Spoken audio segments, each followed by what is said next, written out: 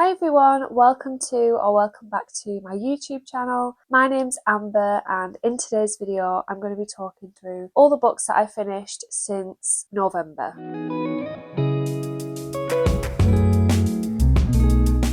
So I was debating whether or not to do a November-December wrap-up because I'd left it quite late, but I thought there's so many good books that I read at the end of last year that I've not really talked about that much. So I thought I would just kind of do a big wrap up of everything I read in November, December and January, and then we can hopefully start afresh in next month's wrap up if I do one. So going right back to November of last year, the first book that I finished, I'd been reading for quite a few months and it was The Universe Box by Michael Swanwick. This one I got as an e-arc from NetGalley. I'm not actually sure if it's out yet or not, but this is a collection of short stories written by an award-winning science fiction writer. And this collection is basically a compilation of all of his best work, so a lot of it has already been published in magazines and things. There's, I'd say, maybe like 20 short stories in this collection, and I really appreciated the range, like the different kinds of stories in here. They are all science fiction, but some of them read more like a fairy tale, like a fable type story. And then we had some that were more futuristic, we had like historical stuff. However, it did take me a while to read this one. I want to say that I started it back in like August last year. I didn't finish it until November. So by the time I got to the end, I did feel quite relieved. However, there were some really good stories in here. So my favourites were The Last Days of Old Night. This one was kind of like a fable fairy tale one that I mentioned before. There's giants in here. It feels like a kind of quest story. It had a really interesting world. And I think it's at the end of the story he talks about how he was inspired by some sea stacks in Iceland. I love the idea of thinking of him seeing these sea stacks and coming up with this whole like world and story around it. And then I also loved Requiem for a White Rabbit. This one was probably my favourite in the whole book. It was very fun and silly. It was set in like a Disneyland-esque theme park where all the characters have this robotic quality, and we're following this white rabbit who kind of wakes up from his robotic state and he decides that he's going to escape from this like Disney place. So it follows them while they're on the run and they find this runaway boy. I just thought this one was a lot of fun and I really loved the sci-fi twist that this had like towards the end as well. Yeah, this one was definitely my favourite. Other ones that I liked were Reservoir Ice, which was more of a kind of sci-fi romance. It reminded me a lot of About Time. It's about somebody who could keep going back in time to try and rewind what he'd done to, you know, stay with this woman. Artificial People was a good one. This was about like an AI robot guy and it made me care very, very quickly in so few words. And then I also liked Timothy and Oral History. So this one was quite fun. It was about a human male that was born in this like female utopia, and it was told from interview snippets and it felt a little bit more like mixed media. So those were my favourites, but then there were quite a few stories that I would have given like a 2-star. I just didn't really understand them. I don't know how to explain it, but some of them felt a bit like very male, like very dad sci-fi. Some of them just had like random sex scenes thrown in that I felt like didn't really need to be there. And some of them felt like I was missing the references, and I feel like some of these stories were written for like hardcore Michael Swanwick fans. Like one of the stories was a sequel to another story that he's written, but the first one wasn't in here, so I did feel a bit lost in places and like I wasn't really getting it. But one thing that I did find quite useful was he's basically written blog posts for like most of the stories that are in this book. So I read his blog posts after I read each story just to kind of figure out what he was inspired by, if there was any kind of personal link to it. So I felt like that helped. He's clearly a very talented writer. I loved especially like the world building that he creates, but I'm not sure that I would like widely recommend this one. My gut is telling me that I would recommend this to men more than women. And overall I gave it a 3-star because there were some that I really liked, 4.5, 5-star, and then quite a lot of them were also a 2. So there weren't many that I just thought were okay. Most of them I was either like, okay, I really love this one, or I really did not get this one. But maybe you can see why it took me so long to read it when I never knew what I was going to get going into it. And I will say that I did feel a little bit of relief upon finishing it when I could say, yes, I finally read it. I'm just not sure that he's the writer for me. Lots of hits and misses in there. So the next book that I finished in November is one that I've been preparing for all year, basically. I finally read Sunrise on the Reaping by Suzanne. I have mixed feelings about this book. We're following Haymitch when he is going through the Hunger Games. So we follow him on the day of the Reaping, going to the capital, going through his training and all of the pre-games like set up, and then the games themselves. And obviously we know that Haymitch does win his games. I did enjoy it. I read it very quickly and I had fun and it was nostalgic. I really liked the arena in this book. It was described as like this beautiful, lush place, but it has this darker side to it. And I thought that the final part of the games, like seeing how Haymitch actually won, was really, really fun. I loved that. I remember back in the day, please let me know if you remember this, it was this like fan-made video of Haymitch's games, and it was really well, I remember it being really well produced and filmed like back in the day. So the idea of Haymitch winning his games has always been really like clearly in my head. So yeah, I did really enjoy reading it, like for real, like canon. However, I couldn't help but feel a bit disappointed in this book because firstly, I wasn't half as emotional as everyone else seems to have been about this. I didn't cry. I suppose the most upset that I was when Haymitch goes away from District 12 right at the start, and it talks about how him and Lenore Dove are so upset about this. That was probably the saddest part for me. But the ending, I didn't really feel anything. I think it's because I knew it was coming, and I also couldn't help but feel that it was kind of fan servicey.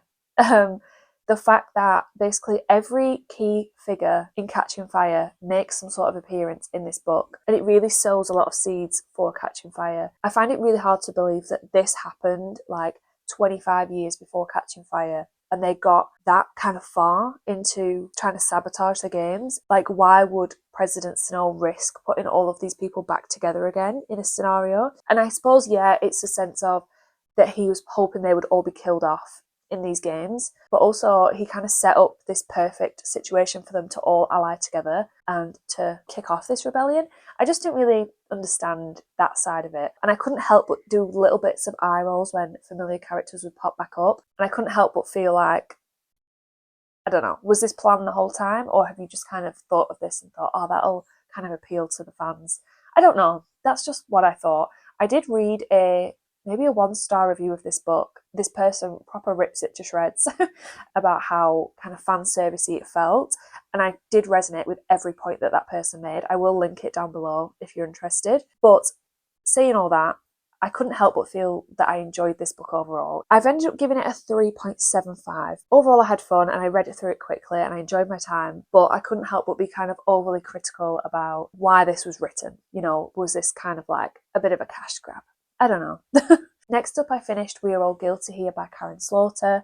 This I have briefly mentioned because it did make it to my best books of the year video. This is a new book by Karin, and it's the start of a new police procedural series that she's doing. So in this book, we're following a female police officer in this small town. Her dad is the sheriff, or whatever they call it there. At the start of the book, we're looking at the disappearance of 2 young girls. So teenage girls who've gone missing. One of the girls is our main character's best friend's daughter. So she has this like personal connection to it. But then this book does something really unexpected. And I'm not going to say what it is or like what point it comes in, because I loved being really surprised by the direction that it went, and I think she pulled it off so well. But I just thought this book was really well crafted. Like, Karin knows how to write a good mystery thriller, but also have really good characters and family dynamics, have enough kind of darkness in there and enough heart and emotion, but still keep it really twisty and fast paced. And this was just all of that wrapped up in a bow. I loved it. The only slight niggles I had with this book is that there was a bit of a villain monologue towards the end, but I kind of wanted it to be there because I liked the explanation. I can't help but feel that that is a little bit cliche. That was my only kind of criticism. Overall, I really enjoyed this one. The next book that I read is another e-arc that I got from NetGalley. This one's Whispers in the Dark by Allison Gunn. This was an interesting one to read straight after the Karin slaughter because we're following another female, like senior police officer. We start the book with the discovery of a not very nice dead body that's been there for what seems like quite some time. And I won't lie, I completely forgot that this book was a horror because it did feel very like police mystery story at the start, and then it did get into the horror a little bit later on. There's some questions around who this person was, what happened to them. There's like a spooky, eerie feel around the forest where he was found, and it quickly turns into a very horrific situation. I wasn't sure how I felt about this book at the start, and then when we kind of got introduced to the female police officer's daughter and her friends, and we see what happens with them, I was really interested in it, and I was genuinely really scared. I was creeped out. I really liked the horror writing around that section, and I'm not sure what happened, but I don't feel like I really liked this book. Our main character is not very likable, but not in a fun way.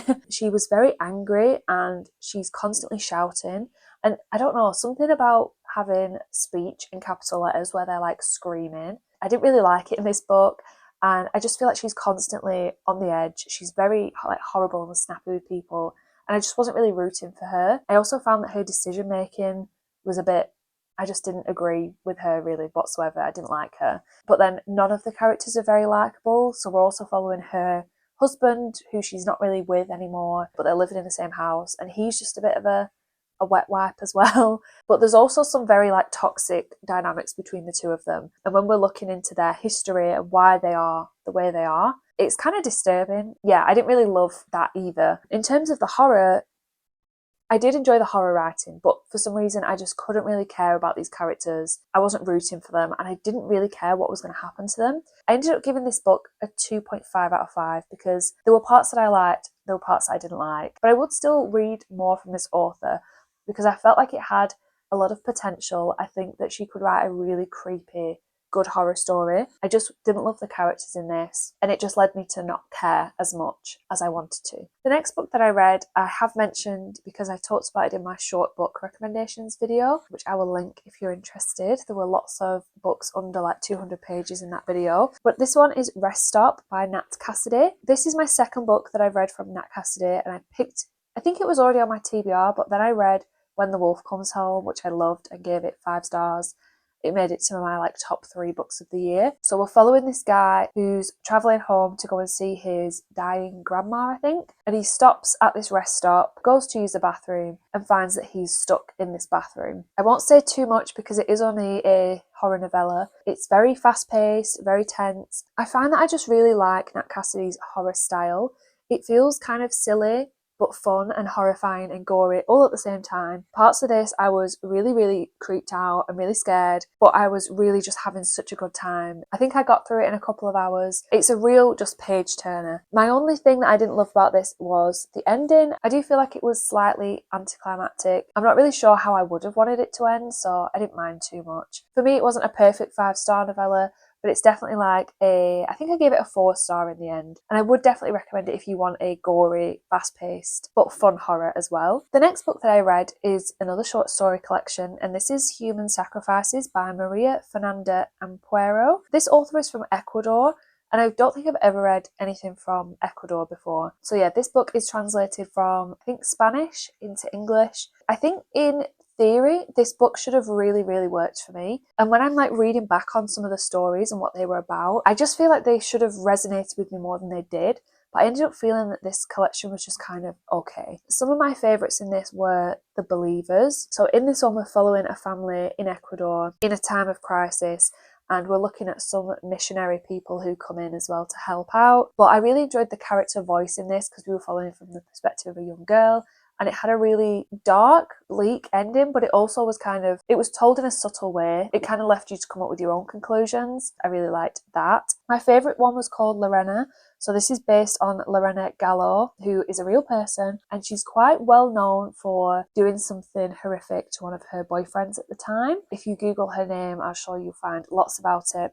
But this one was a really interesting one, and it kind of looked at how she could have got into that situation and the reasons why she did what she did. There were a few that I really did not like. There were also a couple in here that I feel like ended a little bit too early. There was one called Sister and one called Leech, and they both had really quite shocking endings, but I feel like they ended just a little bit too soon. I really would have loved like an extra couple of sentences just to explain it a bit more. I don't know, I'm not a fan of like just a mic drop ending and like that's it. Or maybe I would have been at one point, but I think I want a bit more like explanation now. So overall, there were some interesting ones. It was very, very dark, very disturbing. There was one in particular where we're following this woman who's cheating on her husband, but she knows full well that her husband is abusing their children. While she's cheating with this man, she knows that her husband is going to be doing what he's doing. And I don't know, I didn't really like that one because I thought I just wanted to beat the crap out of this woman. So yeah, there were lots of dark topics in here, lots of horrific kind of bleakness. I just don't know if this author's writing was for me, because I don't think it helps that I read a lot of short story collections when I'm like in bed. So when I'm going to sleep, I'll read like one story. So sometimes I can feel a bit half asleep. I can feel that I'm not reading it as well as I would be if I was like wide awake in the middle of the day. And maybe that's on me. Maybe I need to stop doing that. I just ended up feeling kind of meh about this, and I overall gave it like a 3-star, I think. It's probably worth a try though, because I think this author is pretty well loved. It just didn't really work for me personally. And then next book that I read was one of my most highly anticipated. It was on my 25 books in 2025. It's Know My Name by Chanel Miller. If you don't know who Chanel Miller is, she's the victim survivor of the Stanford sexual assault case, which went completely viral years ago when Brock Turner was found guilty of sexually assaulting Chanel when she was completely unconscious, and he had to be stopped by 2 passerbys basically before he could do anything else. And his sentence was pitiful. I think he got like 6 months in prison or something like that. And there was lots of talk at the time around Brock Turner being like a potential Olympian. He was like a really good swimmer, and how this would ruin his life and things like that, with very little consideration for what he did. And Chanel Miller was known at the time as Emily Doe, and she wanted to like take her name back and tell her story. And this book is like a memoir where she's talking about obviously the assault itself and what she knows about the assault. Obviously she was unconscious, so she couldn't remember it, but just from her experience of like going to this party and then waking up in like a hospital, the police interview that she did, going to court, the way that she talks about this experience is so powerful and so hard-hitting. And it is a super important book, but on a personal level, I can't help but feel a little bit, not disappointed, that's the wrong word, but I thought this would be like a 5-star all-time favourite for me. But for some reason, my own like personal reaction to this book stopped me from wanting to call this book a new favourite. Just seeing how horrific the justice system was to Chanel, I couldn't help but take this really personally, and that's my problem. I'm not going to like go into my job, but part of what I do is around this, like the justice system, and I couldn't help but feel shitty about what I do for my job and how that affects people and how I'm in a system that is just not great, you know? But for me, that is a very personal reaction. And I cannot say that this was ever her intention. It's literally just her personal experience. And she writes it so well. I could widely recommend this to everybody. It doesn't feel right to rate a book a bit down based on my own like personal feeling towards it. It's no like reflection on the book itself, but ultimately I would still recommend this to everybody. So yeah. Okay, we're finally onto a book that I actually own physically. This is the first one that I have with me. I read Wuthering Heights by Emily Brontë. Finally, this one was also on my 25 books to read in 2025. I really wanted to read it because it's my granny's, or one of my granny's favourite books. I did try and start reading this back in September because I was in Yorkshire for my birthday, and I just thought it would be nice to start reading this then. But the start of this book is such a slog for me. And I feel like that's kind of the general consensus. I'm sure most of you kind of know about this book or know the general gist of what it's about. All I knew was that it was a toxic, doomed romance between Cathy and Heathcliff, and that's all I knew. And then right at the start of this book, we're following Lockwood many years after, who's a tenant at Thrushcross Grange, which is a property that neighbours Wuthering Heights. And we're following this annoying character who I didn't like at all, as he's basically pestering an adult Heathcliff. He's living in a house with people that I didn't know existed in this book, and the relationship between them was just kind of difficult to understand. And I just didn't really like it much at all to start with. But then when we meet Nanny, who's the housekeeper who was living at Wuthering Heights, the rest of the book is basically just a gossip session between Nanny and Lockwood. So from that point, we start following Nanny's perspective of what has happened with Cathy and Heathcliff when they were living in the same house as children and how they've grown up, and just the like romantic downfall of everything. I ended up really enjoying this book once we kind of got into that part. I loved the kind of drama of Cathy in particular. She was just very like over the top, very melodramatic. I loved seeing how much passion they had for each other, but how ultimately class and societal expectations got in the way of that. And I did also really like the second half. I think a lot of people don't like the second half as much, and I've seen that a lot of adaptations of Wuthering Heights don't really feature the second half. But I really liked it because I really liked the characters in that second half, and I feel like that's massively important for Heathcliff's character because, oh my god, Heathcliff,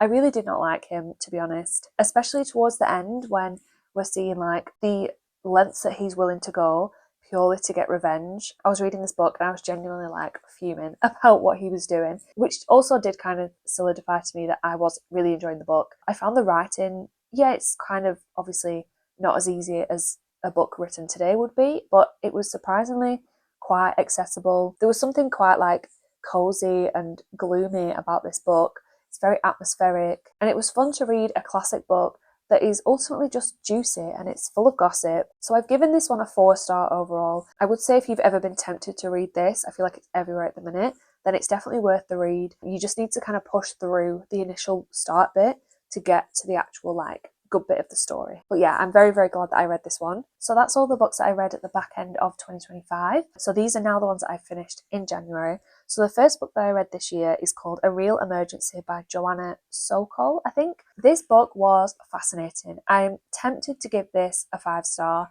I feel like I'm not 100% sure of how I feel about it at the moment, but I do feel like this will be a firm favourite for the year. This book is partly a memoir, but also quite informative, and it's focusing on ambulances in America. Joanna worked on an ambulance for quite a long time. She worked in multiple different areas, and it's basically about her experience of being on frontline emergency services, but she also delves into the history of the ambulance, the history of CPR, and the way that, like, I would never have thought to look into these kind of topics, but the way that she talks about it was so fascinating. Imagine the first person that realised that applying an electric shock to a heart could save lives. Imagine being the people that discovered how to perform CPR effectively. The first people that created a defibrillator and found that it was successful. I don't know, something about the way that she talks about this. She's clearly very passionate. She also acknowledges that a lot of the history of the ambulance service is very whitewashed. And she talks about some like little known things about black crews on ambulances and like the first woman who was travelling on like a horse and cart in an ambulance. Yeah, it was just really interesting. I loved reading about it. It's a really well written book as well. It's very interestingly formatted where some of it is told in like little vignettes and stories. She also has interviews with some people that she's worked with and what their experiences have been. She uses like different creative formats and things, but then some of them were longer chapters as well. Like there's quite a big section on COVID. So yeah, it felt very fun and exciting to get through. I would love a physical copy of this book because I did highlight lots and lots of it, particularly in relation to her experience on an ambulance as primarily dealing with social issues as opposed to like medical issues, and feeling like she couldn't really solve the wider issue because a lot of it was to do with the wider social structures that were causing a lot of these situations, like drug abuse, poverty, things like that. So it was kind of almost comforting to see that how I felt about things like that. We're all kind of feeling the same things and feeling the same frustrations. I feel like my overall like passion for this book does warrant it being a 5-star. I think my only slight criticisms were that it felt ever so slightly too long, and some of the structure felt a bit like it bounced around a little bit. I think this one is a really, really good book, especially if you like reading books where people are talking about their job, really deep diving into like an issue. But she also does a lot of research and talks a lot about the like history and education around it. So it was a really just well-rounded book, I would say, and I would definitely recommend it. Next we have a horror novella. This one is called The Extra by Annie Neugebauer, I think.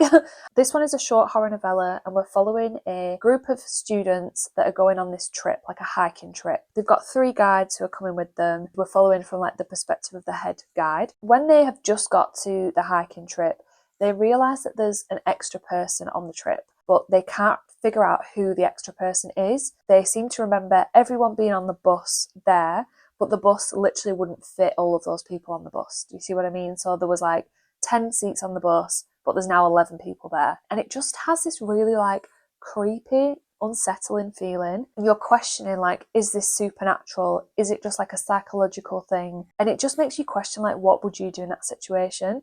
It has this like moral dilemma in there of, are we going to leave someone behind? And who are we going to leave behind? Is this like a really dangerous thing where this thing will like cause havoc if it comes back with us. And it was just so interesting. It left me feeling really unsettled and unnerved. I will say that the ending is a little bit unsatisfying. I won't lie, I did kind of sigh in frustration when I finished it, but I think I've heard that there are potentially going to be other books by this author in the same kind of series. I'm going to double check that before I post this video. If that is the case, I would love them to be kind of in the same world, and I just want to know more. So I gave this one 4 stars overall. I think if the ending was more what I wanted, I could have given it a 5, but yeah, I can't help but be slightly frustrated by that ending, but I would definitely recommend it, especially if there are going to be more books to come. Next, I read The Compound by Rawle. So this one is a very fun book. It's basically Love Island meets Lord of the Flies. We're following our main character Lily, who's gone into The Compound, which is basically like a Love Island setting. We're following a bunch of girls and a bunch of guys, and every night they have to sleep in a bed together like a girl and a guy, or they will be banished from the compound. So it's like if they're no longer in a couple, they'll get sent away. But it's also kind of got elements of Big Brother, where the contestants have to complete loads of different tasks to get rewards. But some of the tasks in here are a little bit more extreme, and the rewards are a bit more lavish than your typical Big Brother show will be. There are group tasks and there are personal tasks, but you're not allowed to talk about the personal tasks. So you're kind of questioning whether people are being genuine with you or if they're just doing it for their personal rewards. So it's got like a psychological element to it as well. It feels very like contained because you don't get to see what the audience are thinking or much about the outside world at all. There are kind of hints that there is some like dystopian situation going on outside. The stakes are very high in this, that people want to win, because if you win, you can stay in the compound and anything that you want, you will be given. But it's also a commentary on consumerism, being overly materialistic. I just had a lot of fun with this. It was so interesting. And I'm surprised a book like this hasn't been done before. Like a dystopian Love Island just sounds perfect. I would say, I think this one is probably like a 4-star. I feel like the whole book was just very captivating and I read it very quickly. I just wish there was maybe a little bit more about the outside world in here. But I also think that's kind of the point, that, you know, we're just living in this compound and that's all that people care about in this situation. And I would highly recommend this one. And then the last book that I read, the most recent one I finished, is Look in the Mirror by Steadman. So this is a mystery thriller about a woman called Nina whose dad has just died. And once Nina has finished sorting out like the funeral and all of his personal affairs, she finds this letter in the house that basically says that her dad has left her this house on the British Virgin Islands, and Nina knows absolutely nothing about it. She did not know her dad was that rich and had this house. He's never mentioned it before. So she goes to this mansion in the hopes of finding out a bit more about her father. But then we're also following an alternate perspective, María, who is a nanny, and she's turned up at a house to look after a man and his children, and they just don't seem to turn up. So she's living in this beautiful house, but she's told that she's not allowed to go into the basement under any circumstances. This one did surprise me because I wasn't expecting it to go where it did. I was constantly like questioning who was the goodie, who was the baddie in this. It's very fast paced.